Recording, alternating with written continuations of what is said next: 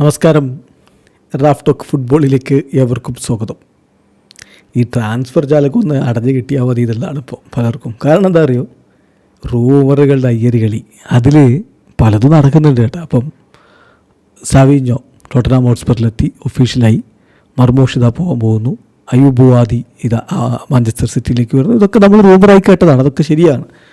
പക്ഷേ ഇപ്പോൾ ഒന്നും നടക്കാതെ ഇങ്ങനെ നിൽക്കുന്ന ഒരു ട്രാൻസ്ഫർ ഉണ്ടല്ലോ, എന്നും ഇതാണ് ഇപ്പോൾ കേട്ടുകൊണ്ടിരിക്കുന്നത്. ഇത് Julian Alvarez to FC Barcelona. നിലവിലെ സ്ഥിതി എന്താണെന്ന് ഫബ്രിസിയോ റൊമാനോ ഇപ്പോൾ പുറത്തു വിട്ടിട്ടുണ്ട്. ആഴ്സണൽ റെഡിയാണ്. അത്ലറ്റിക്കോ മാഡ്രിഡിന് ചോദിക്കുന്ന തുക കൊടുത്ത് അൽവാരസിനെ കൊണ്ടുപോകാൻ പറ്റുമെന്ന കോൺഫിഡൻസിൽ അവർ നിൽപ്പാണ്. പക്ഷേ തീരുമാനമെടുക്കേണ്ടത് അൽവാരസാണ്. ഇപ്പോൾ ഇതുവരെ അൽവാരസിൻ്റെ തീരുമാനം എന്ന് പറഞ്ഞാൽ ബാഴ്സലോണയിലേക്കല്ലാതെ മറ്റെവിടേക്കും പോകില്ല എന്നുള്ളതാണ്. അപ്പോൾ ഈ ഒരു നിലപാടിൽ അൽവാരസ് തുടരുമ്പോൾ ഇതിൽ ആരെങ്കിലും ജയിക്കുന്നുണ്ടോ? എല്ലാവരും തോറ്റവരാണ്. അതാണ് ഇതിൻ്റെ ഒരു യഥാർത്ഥ വശം. എല്ലാവരും, every one has lost in Julián Alvarez saga. അതാണ് ഇപ്പോൾ യഥാർത്ഥത്തിൽ സംഭവിച്ചിരിക്കുന്നത്. സേവിയർ ബോഷിൻ്റെ ഒരു വിശകലനമുണ്ട്, അത് വളരെ കൃത്യമാണ്. അതായത് ഇവിടെ ആരാ ജയിച്ചവരായിട്ടുള്ളത്? ആരുമില്ലെന്നേ. നോക്കുക, ബാഴ്സലോണയ്ക്ക് ഇതുവരെ അവരുടെ ഏറ്റവും പ്രയോറിറ്റിയായ ഈ സമ്മർ ട്രാൻസ്ഫർ വിൻഡോയിലെ ഏറ്റവും വലിയ പ്രയോറിറ്റിയായ നമ്പർ 9 കിട്ടിയിട്ടില്ല. ഹൂലിൻ അല്ലെങ്കിൽ മറ്റൊരാളെന്ന് പറഞ്ഞാൽ അവർക്ക് മൂവ് ഓൺ ചെയ്യാൻ പറ്റുന്നില്ല. അതാണ് ഇപ്പോൾ നമുക്കറിയാലോ.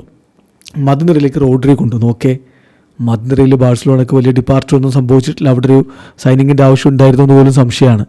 മുന്നേറ്റത്തിലോ ഫെറാൻ ടോറസ് പോയി, റോബർട്ട് ലെവൻഡോസ്കി പോയി, ഒരു സ്ട്രൈക്കർ ഇല്ലാത്ത അവസ്ഥയിൽ നിൽക്കുമ്പോൾ ഒരു നമ്പർ 9 സ്ട്രൈക്കർ ഇതുവരെ കൊണ്ടുവരാൻ ബാഴ്സയ്ക്ക് പറ്റിയിട്ടുണ്ടോ?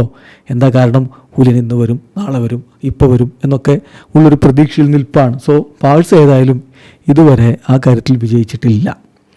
പിന്നെ ഹുലിയൻ്റെ കാര്യത്തിൽ അദ്ദേഹത്തിൻ്റെ ഡ്രീമാണ് ബാഴ്സലോണയിലേക്ക് പോവുക എന്നുള്ളത്. അപ്പോൾ മറ്റ് ക്ലബ്ബുകളിൽ നിന്ന് അദ്ദേഹത്തിന് ഓഫർ ഉണ്ടായിട്ടും അവിടേക്ക് പോകാതെ ഇപ്പോൾ ഇങ്ങനെ വെയിറ്റ് ചെയ്ത് നിൽക്കുമ്പോൾ സ്വന്തം കാണികൾ, അതായത് അത്ലറ്റിക്കോ മാഡ്രിഡിൻ്റെ സ്വന്തം കാണികൾ അദ്ദേഹത്തെ വിളിക്കുന്ന അവസ്ഥ. സോ ഹുലിയനും ഇവിടെ വിജയിച്ചിട്ടില്ല എന്നതാണ് യാഥാർത്ഥ്യം. ഇനി അത്ലറ്റിക്കോ മാഡ്രിഡോ ഇതുവരെ അവരവരുടെ സൂപ്പർ താരത്തെ ആർക്കും വിട്ടുകൊടുക്കാതെ പിടിച്ചു വച്ചിട്ടുണ്ട്. ശരി, ജയിച്ചോ? ഇല്ലെന്ന് പറയേണ്ടി വരും. കാരണം അതിൻ്റെ കോസ്റ്റ് എന്താണെന്നറിയോ?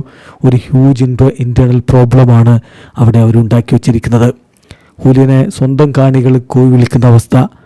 ഹുലിയൻ മറ്റൊരു ക്ലബിലേക്ക് പോകാൻ ആഗ്രഹിച്ചിട്ട് വിടാതിരിക്കുമ്പോൾ അദ്ദേഹത്തിനുണ്ടാകുന്ന മാനസികാവസ്ഥ എല്ലാം കൂടി ചേർന്ന് വലിയ ഒരു നഷ്ടം ആ അർത്ഥത്തിൽ അത്ലറ്റിക്കോ മാഡ്രിഡിനും സംഭവിക്കുന്നു. സോ അറ്റ് ദി പോയിന്റ് നമുക്ക് പറയാൻ പറ്റുക, ആരും ഇതിൽ സക്സസ്ഫുൾ ആയിട്ടുള്ളൊരു ഔട്ട്കം ഉണ്ടാക്കിയിട്ടില്ല എന്നത് തന്നെയാണ്.